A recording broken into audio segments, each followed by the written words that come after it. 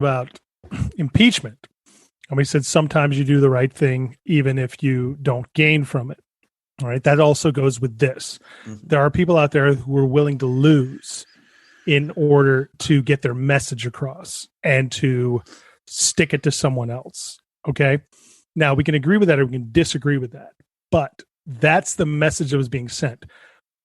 It's very easy to hate on Wall Street because much like when I was talking about Trump before, or we were talking about the insurrection, Wall Street for the longest time, for as long as I can remember, has never had any consequences.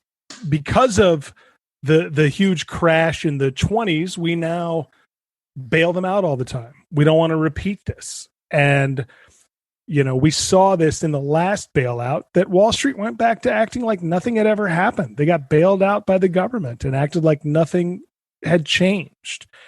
And there were no consequences. It's one thing to just say you buy stocks in a company, you hope they go up, whatever, you sell, you buy, you hold on to it, you retire, okay. But the game of Wall Street, where there's all this ability to manipulate it, change it, screw around with it, and have so many players involved manipulating it to make more money, lose money, blah, blah, blah, that's the shit that I can't stand. It should be something which it was originally intended to be. It should be the ability for the public to own part of a company and to use that to control, to have their own money, their own income, to retirement, whatever. It's all of that I hate. And that's the part of me that loves this, is watching normal people manipulate the system in a way that people who are insiders have been able to do forever. No, I agree. And I'm hoping that, you know, with a Democratic administration, that there'll be some pressure on the Justice Department and the SEC to look at ways to rein in some of this speculative manipulation that these hedge funds have been getting away with for way too long. And by the way, at highly reduced tax rates as well. Moving on, Representative Marjorie Taylor Greene has been in the news a lot more than I think she should be this week. It's a topic that, frankly, I'm not thrilled that we should bring up because I think we're just making her famous and turning her into a cause celeb. But she is in the news and it's hard to ignore. So with that, again, Greg, I'm going to throw to you first. What's your take on how the Republican Party should deal with her and how the media should deal with her? Okay, that's two different questions. So it's like we get rid of Representative Steve King and now we got her. And it's like even worse. If you haven't been following the Rep. Taylor Greene issues, it's come out that she has said terrible, horrible things. The 9/11 was actually a hoax. Sandy Hook tragedy was a hoax. She said that there's Jewish lasers in space that. I mean, and she's serious when she says that. She follows all these QAnon conspiracies. For those that don't know, she didn't actually say Jewish lasers. No, she didn't. We got to at least let's not go what was her exact? What was her? Hold on. But before, okay. I'm not saying that what she said wasn't batshit crazy, but everyone has turned this into Jewish lasers, and we shouldn't belittle it by going to the extreme with that. Okay, because then we're falling into this trap. No. Okay, I want to build on that, Greg. You know, you had the floor, and we're going to return it to you. I'm not filibustering. No, correct me. That's Sorry. cool. But I'm not correcting you. No. But Ward brought up something. You know, we sometimes think alike. Ward brought up exactly what I was going to say, which is that I've been watching this story now since Wednesday or Thursday, and the whole laser thing, and it's progressed to where, like, Bill Maher is going. She said that the wildfires in California were caused by Jewish lasers. And then he said, I'm not kidding here. Well, yes, you are, Bill, because that's not what she said. And now everybody is saying it, and it's wrong. And the reason that we have to flag it is because it makes Democrats look bad, because we're accusing her of saying something she did not say. And the Republicans are going to look at what she did say and go, look at those Democrats. It's fake news. They made up this thing about Jewish lasers. Yeah. What she said was, and she is factually right about what happened. in about 2005 or 2009, PG&E, which is the public utility in California, put some satellites in space to harness solar energy, and the technology was then going to beam them using microwaves down to the plants on the ground to get that energy out to the customers. Her theory, which I think is batshit crazy, is that these microwaves, she called them lasers, but they're microwaves, missed their target and sparked a fire. Okay? There's no science behind that. But the point is, what she's saying about those satellites being up in space is indeed accurate. And then she said, they were paid for by blah, blah, blah, blah, blah, blah. And she mentioned the Rothschilds, which is a buzzword in the Jewish community for anti-Semitism, just like George Soros is a buzzword for anti-Semitism. So those things got conflagrated into Jewish lasers. But again, we have enough to criticize her for accurately without going into hyperbole and then making us look like the fools. Well, that's what I mean. It's what she said was batshit crazy. So I'm not in any way defending her or dismissing that. But we do our own argument a disservice when we try to reduce it to the basest insult that we can. Well, it's like turning everything into a racism argument when sometimes things they have race involved in them, but they're not racist. It's the same thing. Right. I said this also about Trump injecting bleach. I go, okay, he didn't use the word bleach. We just have to be specific about this. And the reason I say that is because the moment when it comes to dealing with right-wing media and right-wing response, if you deviate from the quote, they'll use that against you. Exactly. That's exactly my point. And so by saying Jewish lasers, people will go, she never said Jewish lasers. And she didn't.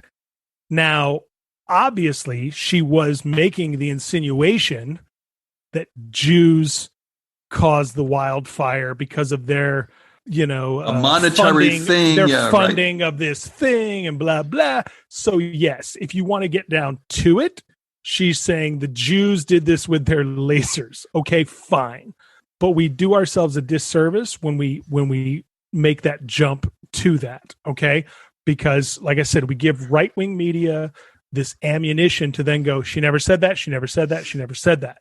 So the point is that there's a bill that wants to get her expelled from Congress. Okay. And a lot of Democrats have signed on. And I don't know how much legs this will get, but none. Yeah, to be quite honest, it's one of those things where the people who elected her knew what they were getting. They knew they were getting, and this is the same thing with Rep. Steve King. They knew what they were getting with him. He kept a Confederate flag on his desk, and he was from Iowa. I'm not kidding on that one either. Yeah, I know. Which is why when you said he had controversies, that's fine. He could have stayed in his seat forever, and he would have. I mean, he said terrible things, and they knew what they were getting. The Republican response to this, though, was that they put her on the education committee. Yeah. And if you ask a Republican, like, hey, what do you think about some of these terrible things? She berated a victim, a school shooting victim walking down the street. They're like, well, we can't control everything they did before they became, I don't know about that. That's a terrible answer. We threw out Al Franken for something he did 20 years before he became a senator. I mean, honestly, well, first their of all, moral guide is terrible. She attacked David Hogg, right? A Parkland shooter survivor. But here's the thing. David Hogg is considered an enemy by much of the Republican Party. So we can think that's horrible that she attacked him all we want. But I can tell you that a majority of the Republican Party doesn't think that way. Yeah. And the other thing about Green is, again, I think that this week we've turned her into a cause celeb. And I said to some people, I hope you're happy with all of this righteous indignation, because all you're doing is creating their version of AOC. And everybody jumped on me and said, oh, please, AOC, she's a fine woman and she's smart and she means well, whereas Marjorie Taylor Greene is this jerk who believes in space lasers and she hates, school shooting victims and everything. And this is what bothers me about my side. This is when Democrats, and I am a loyal, lifelong Democrat, this is when I lose patience with my side, because I think that too, and you think that, but that doesn't mean that they think that. They see her as the moderate, rational person. They see AOC as the socialist communist who wants to destroy the country. So when you get to that point of like, oh, but our radical is smart and good, and their radical is evil and stupid, then you're not in a discussion anymore. So I was just going to say, all we've done this week is we've created a post-Trump hero in the Republican Party, and I think we've done ourselves a disservice, not a service. I agree with that. I just wanted to say they don't even care when their people say crazy things, or don't even care if they're smart or moderate or whatever. They love it when they piss off liberals. And the more we talk about her and the more we seem pissed about her, they like that. They don't give a shit if she's wrong or not. They love the fact that we care. That's what they give a shit about. Yeah. It's like if you break up with someone, you don't want them to know that what they're doing, who they're seeing bothers you. That just makes things worse. So anyways, speaking of batshit crazy, which is a phrase we used a few times, we should talk about how to not be batshit crazy, which is to use the services of our lovely sponsor, BetterHelp.com. And that's the best segue I can come up with for this ad read. Smooth. So as our listeners know, BetterHelp.com has been supporting us and sponsoring us now for several weeks, and will continue to do so. And we want to welcome them back because they are the online therapy website that asks the pertinent question, what is interfering with your happiness other than Marjorie Taylor Greene? Is it something that's preventing you from achieving your goals, like getting her out of Congress? No. Well, no, whatever is troubling you in your world, be it politics, be it your home life, be it your problems at work, be it just problems with self-esteem, BetterHelp.com is the online therapy website that can match you with your own licensed professional therapist and connect you within, mere hours to someone that you can talk to and seek advice from. Right, Ward?